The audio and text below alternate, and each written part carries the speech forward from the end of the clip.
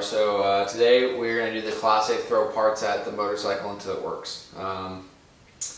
Yeah, so I think it's my starter solenoid that's messed up, which is what I have in this box right here. And it could be my starter relay, which is what I have in this box right here. So yeah, so I'll kind of show you why I think it's a starter solenoid, kind of my deduction on where I got that. But essentially, everything on this motorcycle is almost brand new.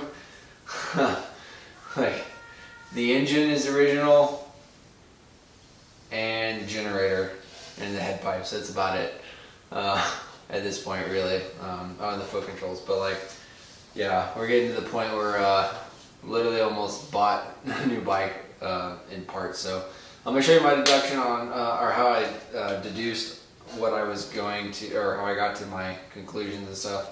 And kind of go over what I'm gonna do, and we're just gonna get to it, and hopefully we'll get a good start, and hopefully the bike will run today and charge with the new regulator. So let's take a look at what we got going on.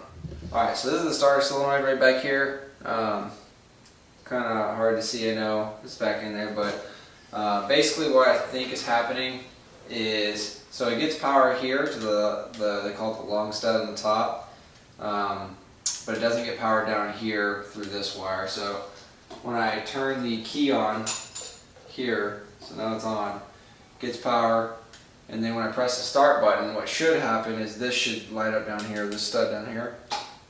Nothing, it just clicks. This is getting power from the starter relay, so I think this is just fried somewhere. So with that being said, we're going to pull this off. So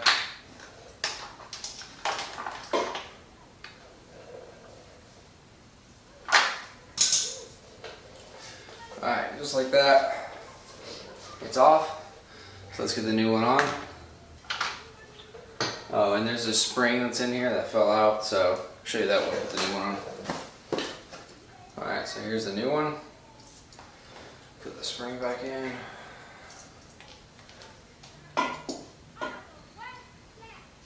Alright, just like that with some help from the wife, I got it on. So this is spring loaded back in here. It has like a little I guess like rotating like piston type thing in there with a spring. Not piston, sorry, that's the wrong word. I don't know what exactly it's called. It's like a cone. The spring, and then the rod that's on the inside. There's a spring that fits over this rod right here. This is the old one. And it fits on, and it's spring loaded in there. So I got it on there. I'm going to double check the manual real quick to make sure I did it right before I start hooking up all the wires. Sorry. So I couldn't find anything, so I'm just going to hook all the wires back up, and I'll get back with you once I've got everything hooked back up, and we'll test it to make sure that it's getting power where it's supposed to. Alright, so we got all the wires back up, getting power here. So now what I'm going to do is I'm going to open up the garage door, move all my tools away, everything like that, and it should theoretically start up. But before we get into that, I'm actually going to test the battery level real quick. So I'm going to get a multimeter. Alright, we're at 12.79, 12.8. Alright, so we're going to try and get this thing started and see if it charges. Well, one, if it starts, and two, if it charges.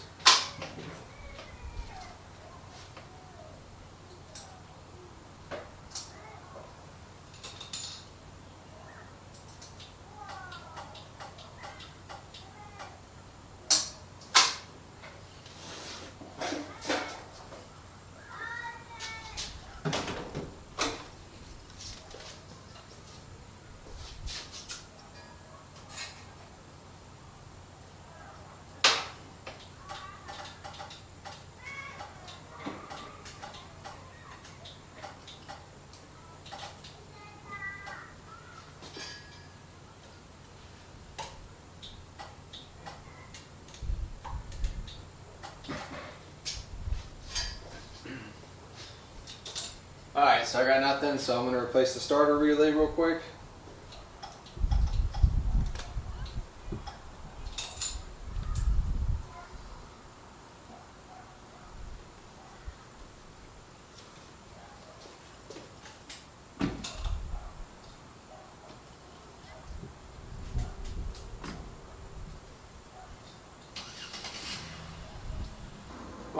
I don't know what's wrong. So I've tried everything.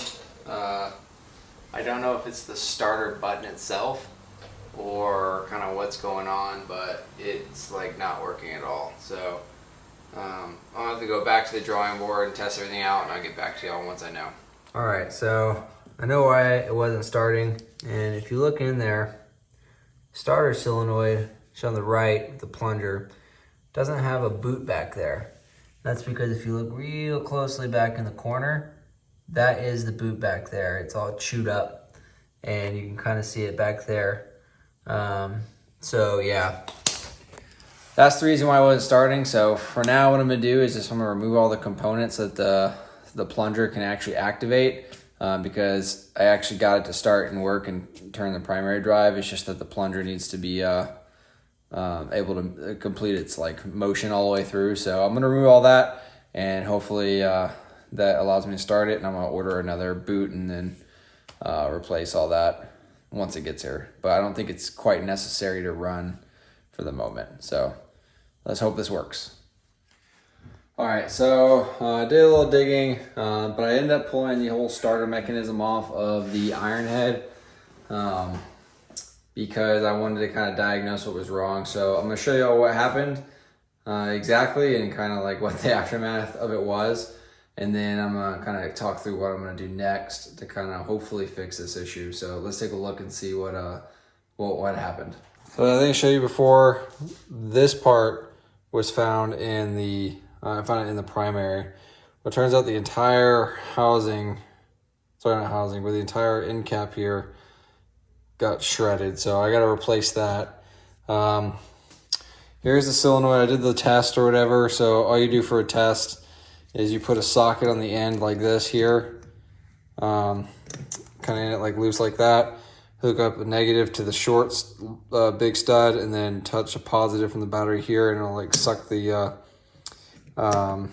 socket in, so you know it works. And then there's another video you can test and see, like to make sure that you can't, you know, release it.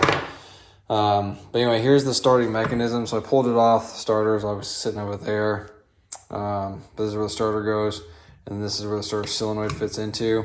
So rotating it around here.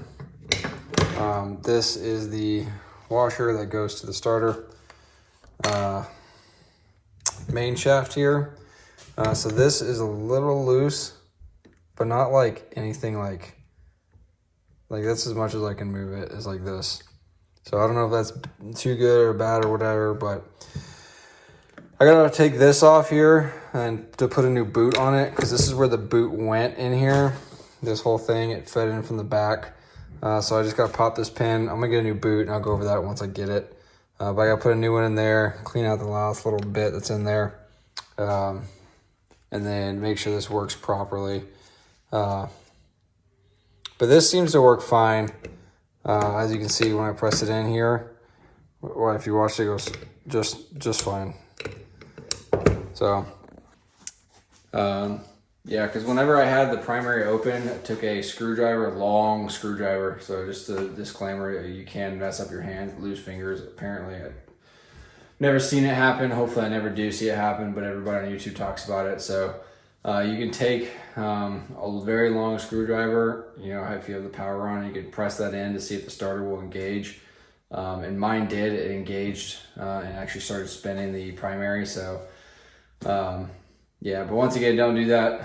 It's not recommended. That's what everybody says. It's not recommended. I did it anyway because I'm dumb.